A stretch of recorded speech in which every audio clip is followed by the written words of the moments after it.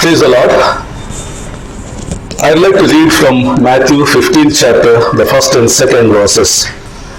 Then came to Jesus scribes and Pharisees which were of Jerusalem, saying, Why do thy disciples transgress the tradition of the elders? For they wash not their hands when they eat bread.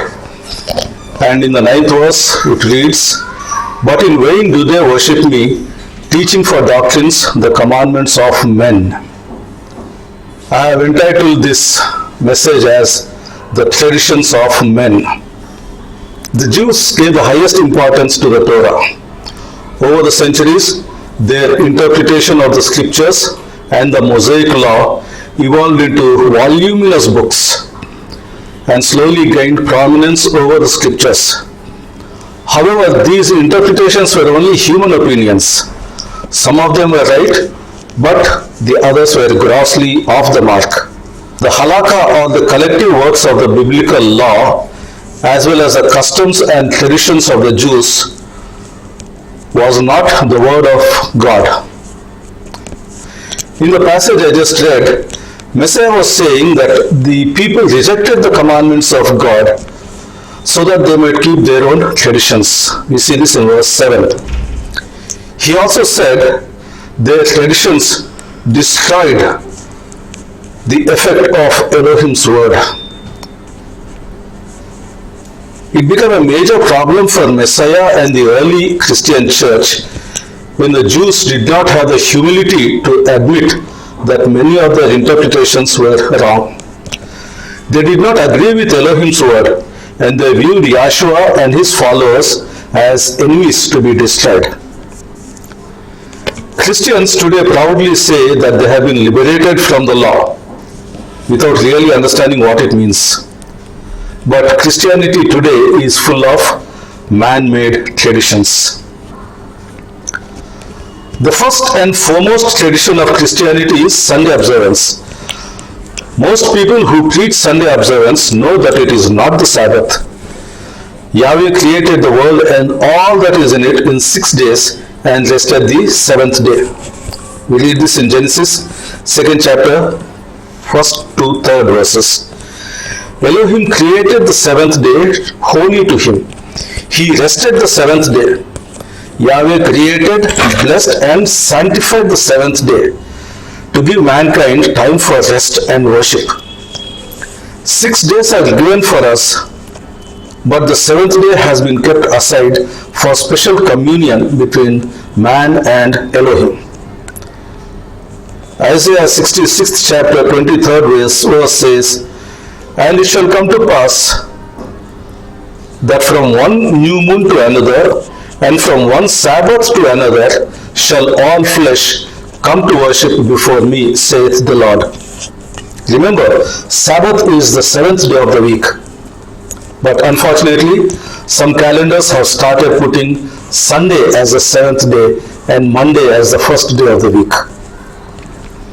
Remember one thing, Sabbath is as important a commandment as thou shalt not steal, thou shalt not commit adultery, and all those. In the New Testament, of all the 10 commandments, 9 are mentioned. The Sabbath commandment is not mentioned. Why? The observance of the Sabbath was so much ingrained in the people that there was no need to repeat it. It is something like this. In the olden days, when somebody got a job, they would never go to the office manager and ask whether Sunday was a holiday. Because till recently, Sunday was a holiday. It was taken for granted that you don't have to come to work on a Sunday. In the same way, the Jews observed the Sabbath so much that there were no questions about it. Messiah attended and observed the Sabbath day.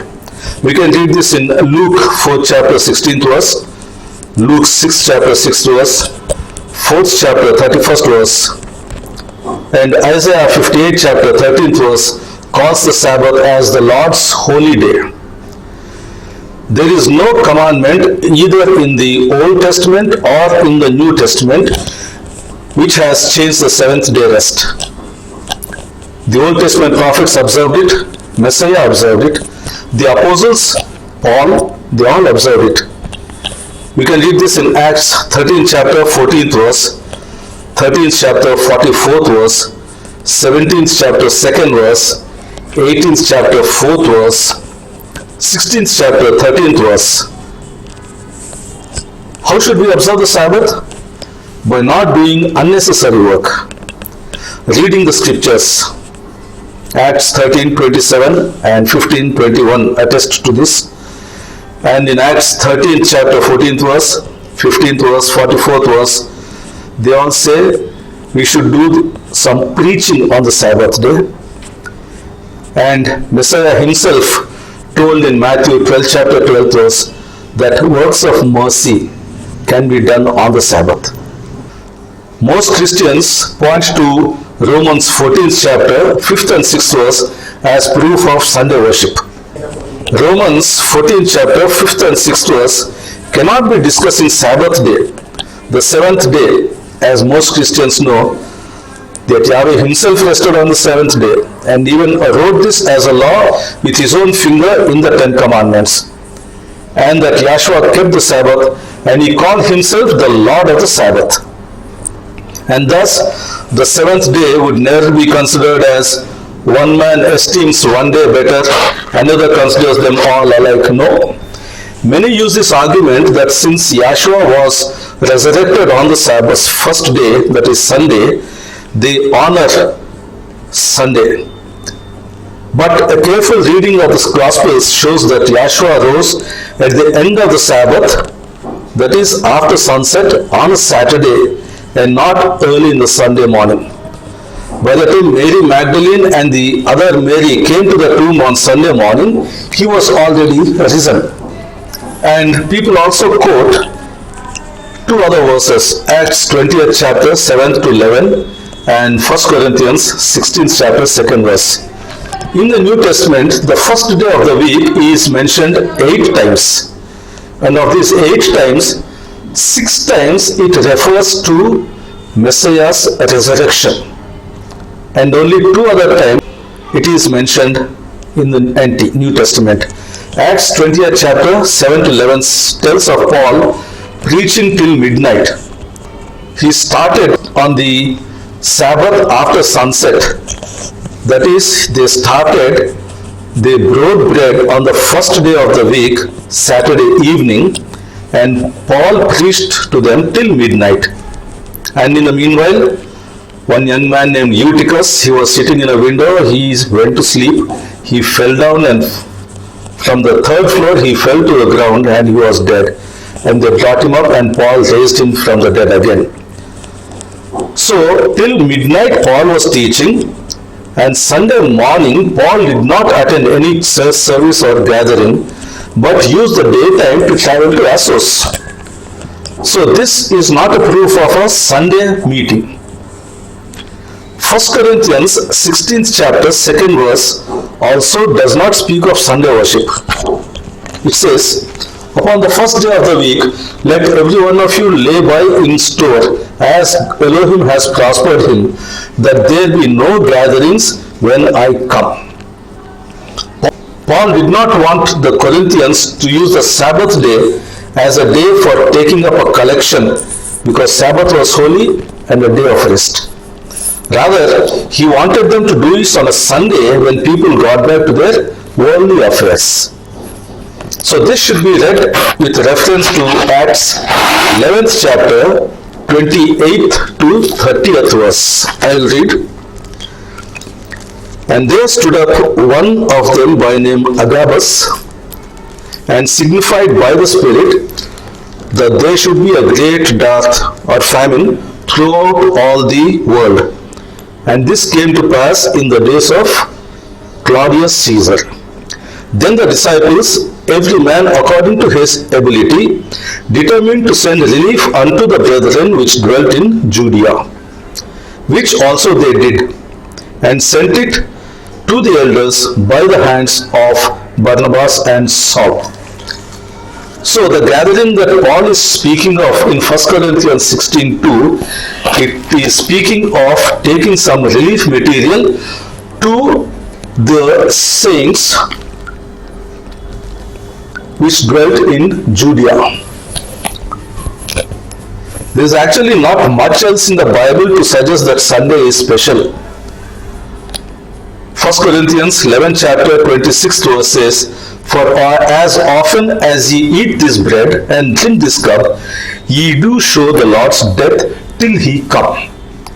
We have to remember his death, not his resurrection, because we are saved by his death and not his resurrection.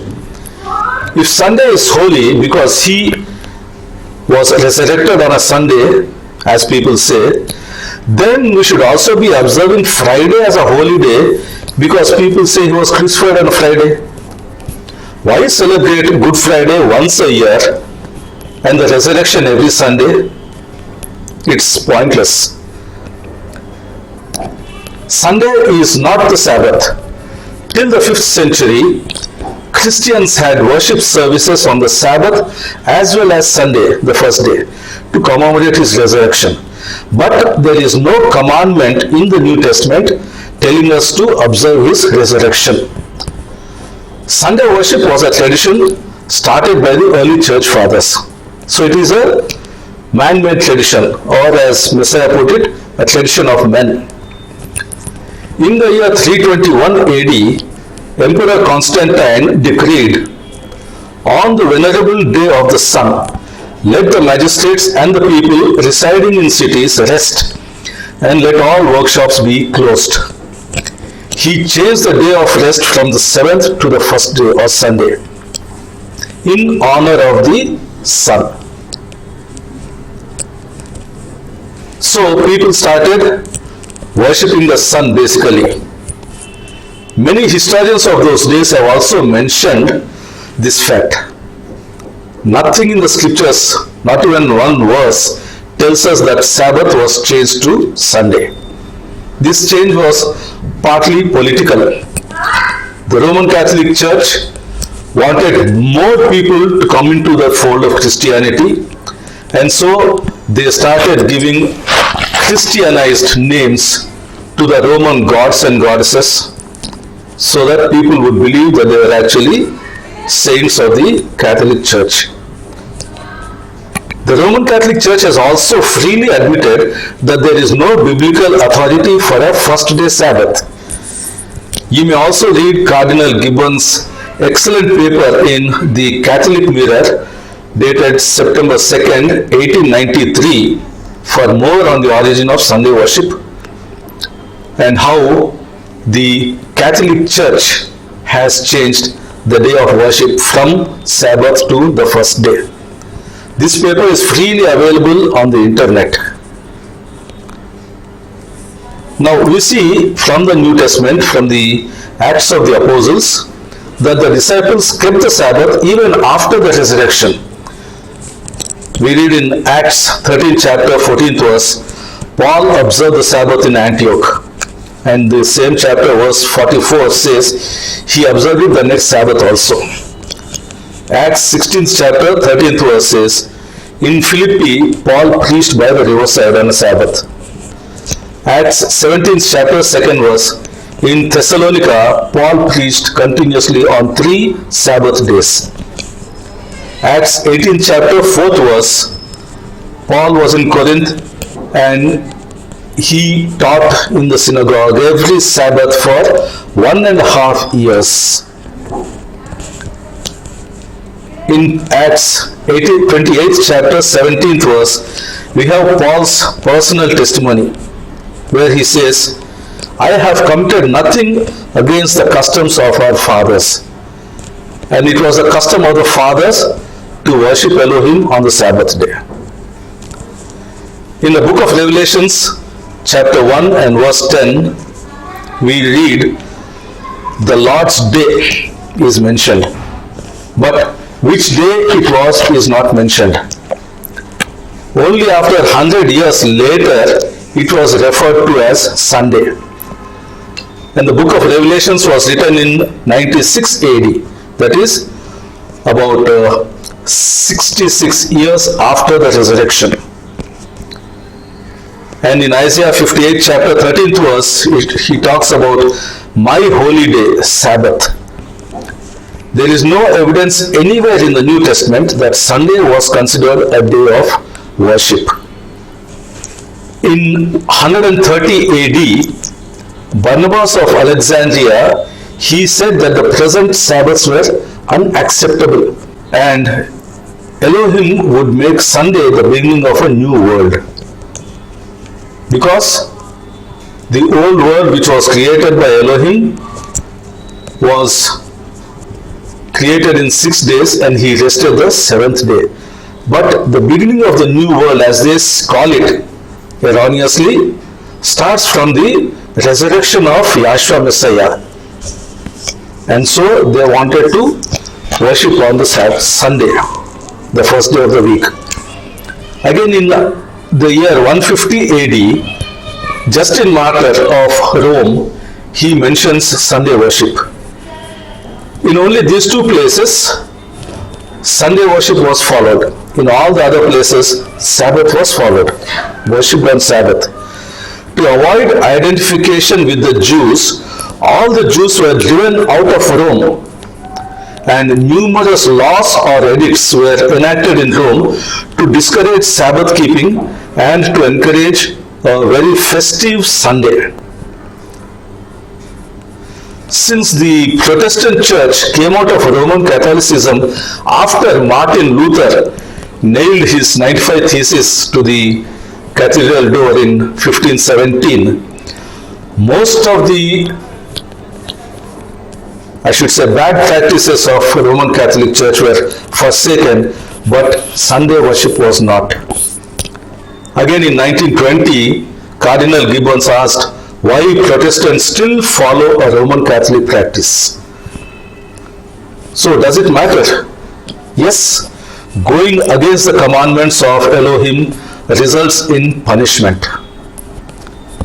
We read in the Old Testament in 1 Chronicles 13th chapter 7 and 8 verses that when the cart carrying the Ark of the Covenant were going, Uzziah touched the cart to keep the ark from falling. He touched the ark so that it will not fall, and he died on the spot. Samson went against the command of Elohim in Judges 13 chapter 16 verse, and he cut his hair, and that was the beginning of his downfall. In Matthew 5th chapter 17th to 19th verse, among others, Messiah said, I am come to fulfill the law. Now, fulfill the law, one of the meanings in Greek for fulfill is to bring to a full meaning, to give a full meaning to the law. It is not saying that the law is fulfilled in Messiah, we don't have to follow any laws, we are under the grace, so we are not bound by the 10 commandments. That is not at all true. He came to give a better meaning to the law. And that is why he said, thou shalt not commit adultery. Even if you look at a woman with an evil eye, you have already committed adultery. He came to give a fuller meaning to the law. In Ezekiel 28th chapter, 12th and 13th verse, it says the Sabbaths are a sign between Elohim and us. And in John 14 chapter 15th verse, Messiah said, if you love me, keep my commandments. Mark 2nd chapter 27th verse says, the Sabbath was made for man. It doesn't say the Sabbath was made for Jews. The Sabbath existed long before the Jews came into being. Because in Genesis 2nd chapter, 1st to 3rd verses, we read that Elohim himself rested on the 7th day. In James 2nd chapter, verses 10 and 11 says, if you break one commandment, you are guilty of breaking all the commandments. And all these, in all these places where commandment is used or commandments are used, they refer to the 10 commandments. Because there was no New Testament in those days, the scriptures which Messiah and the apostles referred to were the Old Testament. Isaiah 66 verse 27 says, from one Sabbath to another shall all flesh come to worship Elohim. If we seriously study the Bible, we will know for ourselves the truth, and the truth will set us free from these man-made traditions. So let us pray Elohim that He will give us the gift of discerning of spirits, so that we can know what is right and what is wrong. May the grace of our Lord Yahshua Messiah be with us all. Amen.